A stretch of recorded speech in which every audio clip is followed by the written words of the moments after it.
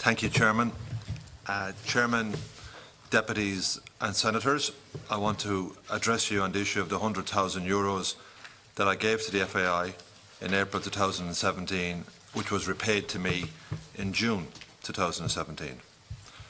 First of all, I want to say how truly saddened I am that Sports Ireland, who provide annual state funding of €2.9 million to the Football Association of Ireland, have announced that they have temporarily withdrawn their funding to the association, pending reports from the FAI, Grant Thornton and Mazars.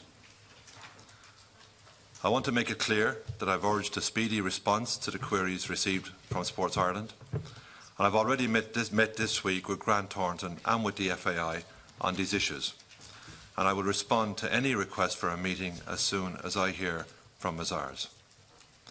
To continue, on Tuesday the 25th of April 2017, we had an internal finance meeting at the FAI.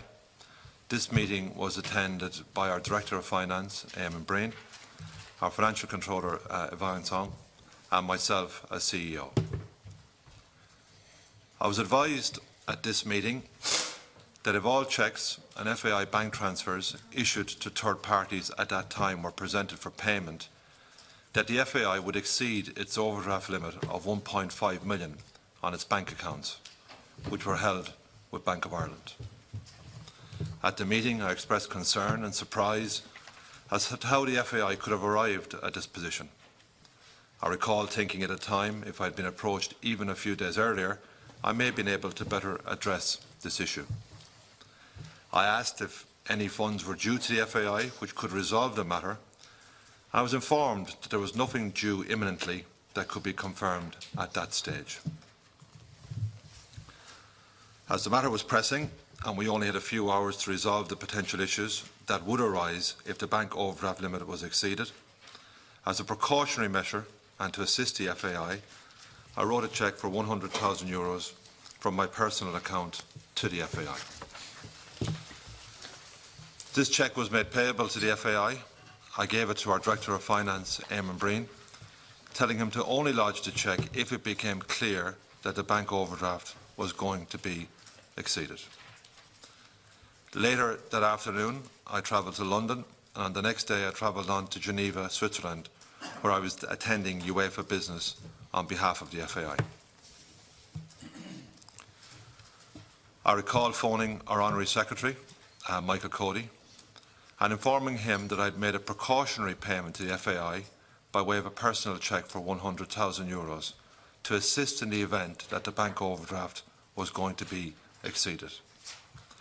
I informed him that I was very concerned and I had to act quickly to assist the Football Association of Ireland. I also recall informing the then President Tony Fitzgerald, who was Chairman of the Board at the time. The following day, when I was in Geneva, I received a call from our Director of Finance, Eamon Breen, informing me that there was a requirement to lodge the cheque by €100,000, and he subsequently confirmed that request to me by email. I agreed that the cheque should be lodged. I asked our Director of Finance when I would be paid back, and he said as soon as the funds came in. I subsequently received a cheque for €100,000 on the 16th of June 2017 from the Football Association of Ireland, repaying the amount in full which I lodged to my personal account on the 23rd of June 2017. I did not receive any interest payment, and I would never have expected it. I was only acting to assist the FAI and for the benefit of Irish football. I recall asking the Director of Finance, Eamon Breen, did the FAI have any reporting or disclosure obligations arising out of the €100,000 payment? There was a board meeting on Monday the 19th of June 2017 and the €100,000 payment did not arise. On Monday the 4th of March 2019, I informed the board of the FAI of the precautionary payment I had made following a media query received from the Sunday Times. On Saturday, the 16th of March 2019, I initiated court proceedings against the Sunday Times at my own cost in relation to this matter, because I believed at the time that this information had emanated from documentation which had been filed in the family courts. I accept that the overdraft limit issue arose on my watch as Chief Executive Officer. I wish that it had not happened, but I acted in the best interests of the Association.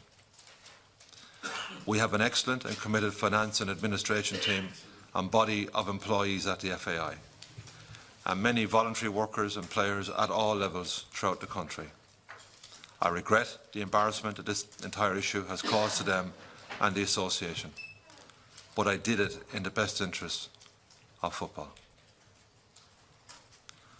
I will continue to assist fully the Football Association of Ireland in its engagements with Sports Ireland and Grant Thornton, and when called upon to do so, will do likewise with Mazars and the Office of Director of Corporate Enforcement in their respective inquiries. On legal advice, I am precluded from making any further comments at this hearing in relation to the finances of the Association or my former role as CEO, or the £100,000 payment, either directly or indirectly. In the interests of fair procedures and natural justice, which I have made this statement to the committee, and have attended this meeting voluntarily, as I have attended many Oireachteas committees in the past. I am not in a position to answer any such questions here at this time. Given that some members of this committee have made highly prejudicial public pronouncements about me personally prior to my attendance here today, and in light of the recent Supreme Court hearing or ruling in the Kearns case, I would ask that the committee respects this position. I am happy to answer any other questions in relation to my current role as Executive Vice President responsible for UEFA and FIFA matters.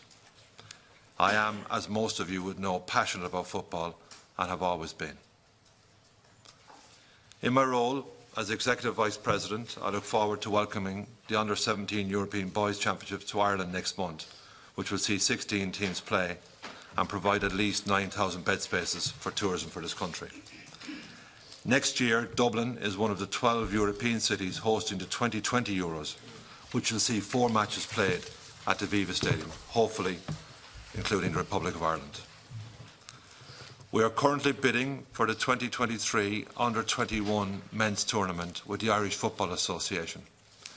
This is a very significant project and it demonstrates how the round ball can unify both associations on this island. I would also like to see a Women's Champions League final be played in Dublin at the Aviva Stadium, perhaps to mark the 50th anniversary of the Women's Football Association in Ireland in 2023. As an Executive Committee member of UEFA, I, along with my counterparts in Northern Ireland, Wales, Scotland and England, are currently working on a feasibility study which we hope will result in the 2030 World Cup being hosted across these islands.